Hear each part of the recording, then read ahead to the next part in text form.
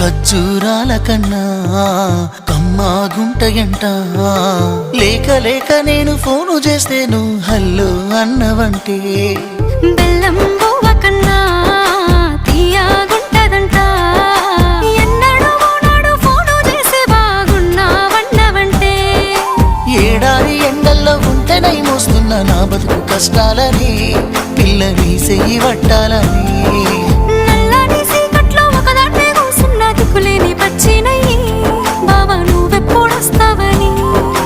ఏలైపోతుండే పిల్ల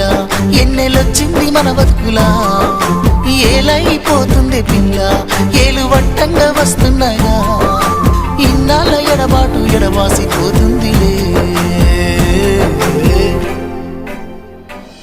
ఈ సీనయ్య గుంటున్నదే